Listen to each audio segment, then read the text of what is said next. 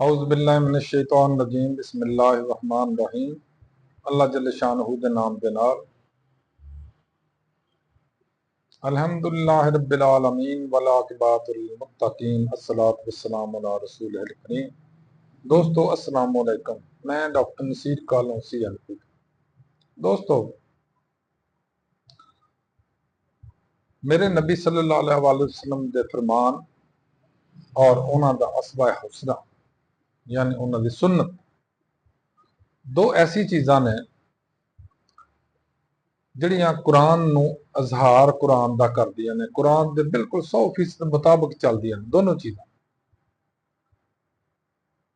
सब तो खुशबख्ती दी गल यह आ कि हर वो कौम, हर वो मजहब, हर वो मुल्क जिन्हें मेरे नबी सल्लल्लाहु अलैहि वसल्लम दे फरमान और सुन्नत के मुताबिक यानी हदीस और सुन्नत के मुताबिक अमल किया, वो बहुत अगे चले गए। लेकिन बदकिस्मती ये आ कि गैर मुस्लिम तो उत्तों फायदा उठा गए और असी लोग गैर मुस्लिम जिहड़े दूसरे ग्रुप ने उन्हां दी तकलीद करदे होए अपने दीन तो भी दूर होंदे गए। दोस्तों, अलामा साहब का एक शेर सी, गोद से गोर तलक इल्म के तालब रहना, वाह क्या खूब फरमान है रसूल अरबी। कि मेरे नबी सल्लल्लाहु अलैहि वसल्लम ने फरमाया सी कि गोद तो यानी पैदाइश तो फौरन बाद माँ तो लाके माँ की गोद तो लाके कब्र तक जान तक ही इंसान सीखदा है। और तुसी यूरोप और तरक्की याफ्ता लोगों देखो, वो साडे वांगू नहीं करते भी घर का एक जी कमाउन डिया ते बाकी सारे जनाब चौड़े होकर बैठे ने ते मौज करन डे ने। हकीकत यह आ कि यूरोप च हर बंदा काम करता, हर औरत काम करती है। इस ते बिल्कुल बरक्स साडे मुल्क साडे दीन ने ये बहुत बड़ी सहूलत औरतों वास्ते रखी है कि औरत अर्निंग परसन नहीं है, अर्निंग परसन मर्द आ, जिस साडा दीन कहता। बच्चों पढ़ना, कमाना, लिया लिया के घर देना, ये मर्द की जिम्मेदारी है। लेकिन यूरोप के अंदर यह आ कि औरतां भी काम कर दी, उस तरह बंदे भी उस तरह काम करते, जिन्होंने असं कहने कि बराबरी की बुनियाद पर काम करते हैं। लेकिन साडे भी इत्थे चंद अपने शमा होल्डर है ने औरतां जिहड़ियां जलूस कढदियां ने हर साल बाद एक कि सानू बराबरी के हकूक दिते जान। बाकी उन्होंने बराबरी के हकूक उन्होंने दे देने चाहिए आ ते ताकि वो यूरोप वांगू ना वो भी जरा कमा के दिखाण ते उन्हें पता लगे। सिर्फ NGO को कमाइयां करदियां ने, NGO फेक ना बनाइयां ने, खाई जांदियां, मुल्क नूं लुट्टी जांदियां ने और जलूस कढ के लोगों के घरां च फसाद पाउंदियां ने। अज मैं जिहड़े टॉपिक ते गल करनी चाह रहा सा वो है बच्चों की किरदार बनाना, बच्चों नूं अखलाकियात सिखाना, बच्चों की अच्छी तरबियत करना। दोस्तों, जापान मेरे सामने सी, मैं जापान के उत्ते काफ़ी पढ़िया, इस मौजू ते आके सुनिया देखिया। जापान के जो बच्चा पैदा होंदा वो सोच समझदा मतलब उन्होंने आ जाना शुरू हो जाती है या इस काबिल हो जाता कि वो कुछ अपनी कहण दे उत्ते वड्डियां दे कहण दे उत्ते कमांड दे उत्ते अमल दरामद कर सके या जो उन्होंने कहा जाए वो उत्ते चल सके, तो उसकी तरबियत शुरू कर देंगे ने। और उस तरबियत उस तरह जिस तरह गोद से माँ उसकी तरबियत शुरू करती है बच्चों को अखलाकियात दी। फिर उस बच्चे ने जिस वे स्कूल भेजना शुरू कर देंगे ने, स्कूल दे विच भी अखलाकियात ही पहले दसी जाती है। साडे ते कच्ची पक्की पहली और इन्होंने हुण नाम चेंज करके बढ़ाते ने नर्सरी प्रैप फिर क्लास 1 और बच्चों के उत्ते खोते जिन्ना समान लदा देंगे ने बेचारियां ते। वो ना वो पढ़ सकते हैं ना उन्होंने समझ आती आ, वो किताबां थैले लैके झोले चुक चुक के तुरे फिरते हैं। दोस्तों, ये बच्चों का बहुत बड़ा जुल्म कर रहे हैं साडे लोग, साडे स्कूलों वाले खसूसन कि बच्चों को जमदे नूं एडे एडे बड़े झोले पढ़ा देंगे हैं। हालांकि असीं भी आखिर पढ़ते रहे ना, क्लास लंघ के गए ने, 2-3 किताबां होंदियां सी, अल्लाह अल्लाह खैर सदा।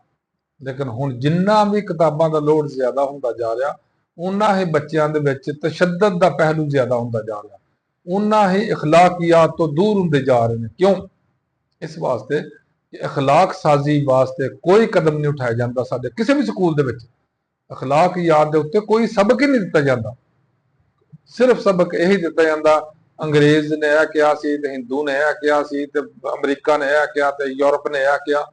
ਦੀਨ ਦੇ ਮਾਮਲੇ 'ਚ ਵੀ ਬਹੁਤ ਕਮ ਲੋਕਾਂ ਨੂੰ ਸਿਖਾਇਆ ਜਾਂਦਾ ਬੱਚਿਆਂ ਨੂੰ ਕਿ ਦੀਨ ਕੀ ਸਾਡਾ ਕਹਿੰਦਾ। ਔਰ ਅਗਰ ਦੀਨ ਅਸੀਂ ਮੁਤਾਲਾ ਕਰਨੇ ਆ, ਦੀਨ ਸਭ ਤੋਂ ਪਹਿਲੇ ਦੋ ਚੀਜ਼ਾਂ ਤੇ ਤੁਹਾਨੂੰ ਪਾਬੰਦ ਕਰਦਾ। ਨੰਬਰ 1, ਪਦਾਇਸ਼ੀ ਤੌਰ ਤੇ ਅਲਹਮਦੁਲਿल्लाह ਅਸੀਂ ਮੁਸਲਮਾਨ ਆ, ਔਰ ਸਾਨੂੰ ਸੱਚ ਦਾ ਸਾਥ ਦੇਣਾ ਚਾਹੀਦਾ, ਸੱਚ ਬੋਲਣਾ ਚਾਹੀਦਾ।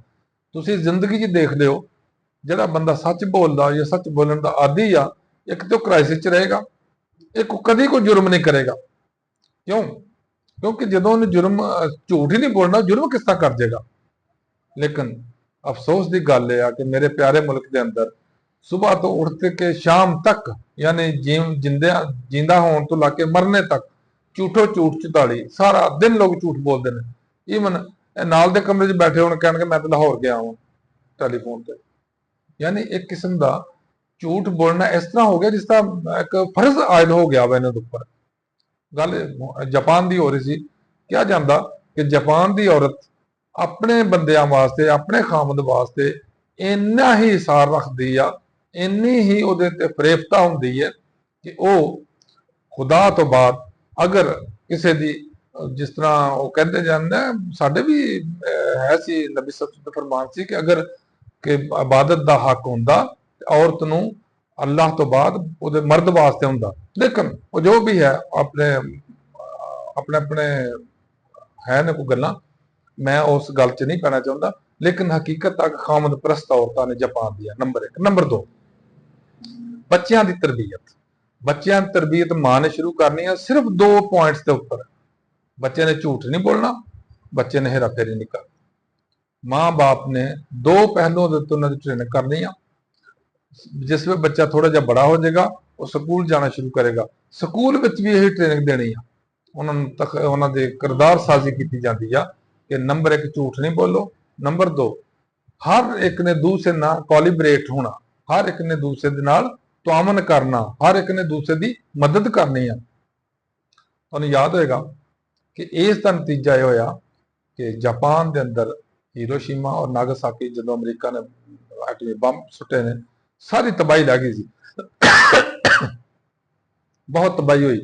ਲੇਕਿਨ ਉਸ ਕੌਮ ਨੇ ਆਪਣਾ ਲੋਹਾ ਮਨਵਾਇਆ, ਦਿਨ ਰਾਤ ਮਿਹਨਤ ਕਰਕੇ ਔਰ ਇਮਾਨਦਾਰੀ ਨਾਲ ਕਰਕੇ। ਤੁਸੀਂ ਅੱਜ ਵੀ ਦੇਖ ਲਓ, ਜਾਪਾਨ ਦਾ ਇੱਕ ਟ੍ਰੇਡ ਆ, ਜਾਪਾਨ ਦਾ ਇੱਕ ਨਾਮ ਹੈ ਇੰਡਸਟਰੀ ਦੇ ਅੰਦਰ, ਖਸੂਸਨ ਇਲੈਕਟ੍ਰੋਨਿਕਸ ਦੇ ਅੰਦਰ। ਸਕੂਲ ਦੇ ਅੰਦਰ ਬੱਚਿਆਂ ਨੂੰ ਤਰਬੀਅਤ ਦਿੱਤੀ ਜਾਂਦੀ ਆ ਕਿ ਹਰ ਬੱਚੇ ਨੇ ਆਪਣੀ ਸਫਾਈ ਵੀ ਕਰਨੀ ਆ, ਆਪ ਆਪਣੇ ਘਰ ਦੀ ਸਫਾਈ ਵੀ ਰੱਖਣੀ ਆ, ਔਰ ਸਕੂਲ ਵੀ ਸਫਾਈ ਕਰਨੀ ਆ ਕੇ ਟੀਚਰ ਨਾਲ ਲੱਗ ਕੇ ਸਫਾਈ ਕਰਦੇ ਨੇ। ਸਾਡੇ ਤੇ ਇੱਥੇ ਅਜੀਬੋ ਗਰੀਬ ਭਾਸ਼ਾ, ਇੱਥੇ ਕਿਸੇ ਬੱਚੇ ਨੂੰ ਮਾਂ ਕਹਿੰਦੀ ਹੈ ਨਾ ਬਾਪ ਕਹਿੰਦੀ ਵੀ ਤੂੰ ਕੰਮ ਕਰ। ਬੱਚਿਆਂ ਦੇ ਕੋਈ ਕੰਮ ਆ, ਅਸੀਂ ਕਿਤਾਬਾਂ, ਉਹ ਕਿਤਾਬਾਂ ਹੀ ਇੰਨੀਆਂ ਨੇ ਵੀ ਉਹ ਬੱਚੇ ਕਿਤਾਬਾਂ ਚੋਂ ਨਹੀਂ ਬਾਹਰ ਆਉਂਦੇ। ਅਗਰ ਬਾਹਰ ਆਉਣਗੇ ਤਾਂ ਬਾਕੀ ਕੰਮ ਕਰਨਗੇ ਵਿਚਾਰੇ। ਯਾਨੀ ਜ਼ਿਹਨੀ ਤੌਰ ਤੇ ਇੰਨਾ ਦਬਾਅ ਰੱਖਿਆ ਬੱਚਿਆਂ ਤੇ ਕਿ ਹੋਰ ਕਿਸੇ ਬੰਨੇ ਸੋਚ ਨਹੀਂ ਸਕਦੇ। ਦੂਸਰੇ ਨੰਬਰ ਤੇ ਬੱਚਿਆਂ ਨੂੰ ਦੱਸਿਆ ਜਾਂਦਾ ਕਿ ਤੁਸੀਂ ਆਪਣੇ ਤੋਂ ਵੱਡਿਆਂ ਨਾਲ ਕਿਸ ਅੰਦਾਜ਼ 'ਚ ਗੱਲ ਕਰਨੀ ਆ। ਤੁਸੀਂ ਇੱਥੇ ਦੇਖਿਆ ਕਿਸੇ ਹਿਸਾਬ ਦਾ, ਤੁਸੀਂ ਇਹ ਮੁੰਡੇ ਕੁੜੀਆਂ ਜਿਹੜੇ ਤੁਰੇ ਫਿਰਦੇ, ਕਿਸੇ ਨੂੰ ਇਹ ਪਤਾ ਹੀ ਨਹੀਂ ਹੈ ਕਿ ਆਪਣੇ ਤੋਂ ਵੱਡੇ ਨਾਲ ਕਿਸ ਤਰੀਕੇ ਨਾਲ ਗੱਲ ਕਰਨੀ ਆ। ਅੱਗੇ ਆ ਜਾਓ ਕਿ ਉਹਨਾਂ ਨੇ ਇੱਕ ਸ਼ੈਡਿਊਲ ਬਣਾਤਾ ਕਿ ਬੱਚਿਆਂ ਦੇ ਮਾਂ-ਬਾਪ ਦੀ ਮੰਥਲੀ ਮੀਟਿੰਗ ਹੋਣੀ ਆ, ਜਿਹਦੇ ਵਿੱਚ ਬੱਚੇ ਦੀ ਪਰਫਾਰਮੈਂਸ, ਬੱਚੇ 'ਚ ਅਗਰ ਕੋਈ ਨਕਾਇਸ ਆ ਰਹੇ ਨੇ, ਮੈਡੀਕਲ ਆ ਜਾਂ ਸਾਈਕੋਲੋਜੀਕਲ ਆ, ਦੋਨਾਂ ਦੇ ਮੁਤਲਕ ਬਰੀਫ ਕੀਤਾ ਜਾਂਦਾ ਮਾਂ ਔਰ ਬਾਪ, ਤਾਂ ਕਿ ਉਹ ਉਹਦੇ ਹਿਸਾਬ ਨਾਲ ਅੱਗੇ ਲੁੱਕ ਆਫਟਰ ਵੀ ਕਰਨ। ਬੱਚੇ ਨੂੰ ਦੱਸਿਆ ਜਾਂਦਾ ਕਿ ਟ੍ਰੈਫਿਕ ਦੇ ਕਾਨੂੰਨ ਕੀ ਨੇ, ਤੁਸੀਂ ਜਦੋਂ ਘਰੋਂ ਬਾਹਰ ਨਿਕਲਣਾ ਤੇ ਤੁਸੀਂ ਕੀ ਕੀ ਕਰਨਾ ਤੇ ਕੀ ਕੀ ਨਹੀਂ ਕਰਨਾ।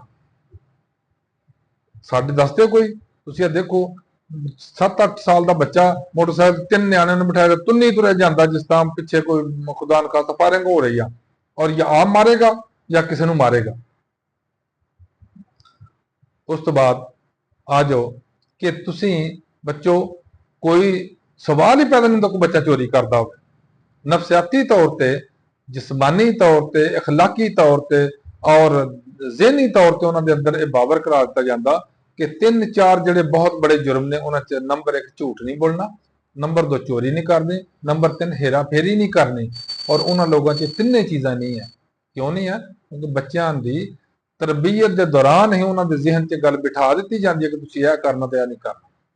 ਲੇਕਿਨ ਸਾਡੇ ਉਹ ਥੱਬਾ ਥੱਬਾ ਖੋਤੇ ਦੇ ਵਜ਼ਨ ਦੀਆਂ ਕਿਤਾਬਾਂ ਚੁਕਾ ਦਿੰਦੇ ਬੱਚਿਆਂ ਨੂੰ। ਬੱਚਿਆਂ ਦੇ ਦਿਮਾਗ 'ਚ ਸਿਰਫ ਇਹੀ ਹੁੰਦਾ ਕਿ ਅਸੀਂ ਪਾਸ ਹੋਣਾ, ਤਾਲੀਮ ਹਾਸਲ ਇਸ ਵਾਸਤੇ ਕਰਨੀ ਕਿ ਨੌਕਰੀ ਕਰਨੀ ਆ, ਤਾਲੀਮ ਇਸ ਵਾਸਤੇ ਹਾਸਲ ਕਰਨੀ ਹੈ ਕਿ ਅਸੀਂ ਡਿਗਰੀ ਲੈਣੀ ਆ, ਇਸ ਵਾਸਤੇ ਨਹੀਂ ਕਿ ਅਸੀਂ ਇੰਪਲੀਮੈਂਟੇਸ਼ਨ ਕੁਝ ਕਰਨਾ ਹੈ। ਦੋਸਤੋ, ਅਗਰ ਅਸੀਂ ਲੋਕ ਗੈਰ ਮੁਸਲਮਾਨਾਂ ਦੇ ਇਸ ਚੀਜ਼ ਨੂੰ ਸਮਝਦੇ ਆਏ, ਦੇਖਦੇ ਆਏ, ਆਪਣੇ ਘਰਾਂ 'ਚ ਵੀ ਇਹ ਚੀਜ਼ਾਂ ਲੈ ਆਈਏ ਜੋ ਇਹ ਸਾਡੀਆਂ ਆਪਣੀ ਚੀਜ਼ਾਂ ਨੇ, ਸਾਡੇ ਦੀਨ ਨੇ ਚੀਜ਼ਾਂ ਦਿੱਤੀਆਂ ਨੇ। ਅਗਰ ਅਸੀਂ ਇਹਨਾਂ ਨੂੰ ਲਾਗੂ ਕਰ ਲਈ ਆਪਣੇ ਘਰਾਂ ਦੇ ਅੰਦਰ, ਅਸੀਂ ਵੀ ਬਿਲਕੁਲ ਇਸ ਤਰ੍ਹਾਂ ਹੋ ਸਕਦੇ ਹਾਂ ਜਿਸ ਤਰ੍ਹਾਂ ਉਹ ਲੋਕ ਅੱਗੇ ਨਿਕਲੇ ਗਏ, ਅਸੀਂ ਵੀ ਅੱਗੇ ਜਾ ਸਕਦੇ ਹਾਂ। ਲੇਕਿਨ ਇਹਦੇ ਵਾਸਤੇ ਬਿੱਲੀ ਦੇ ਗਲੇ 'ਚ ਘੰਟੀ ਕੌਣ ਬੰਨੇ, ਇਹ ਸਭ ਤੋਂ ਔਖਾ ਮਸਲਾ ਵੀ ਸਾਡੀ ਕੌਮ ਵਾਸਤੇ ਖਸੂਸਨ ਔਰ ਸਾਡੇ ਲੋਕਾਂ ਵਾਸਤੇ ਖਸੂਸਨ। ਅੱਲਾਹ ਹਾਫਿਜ਼, अस्सलाम वालेकुम।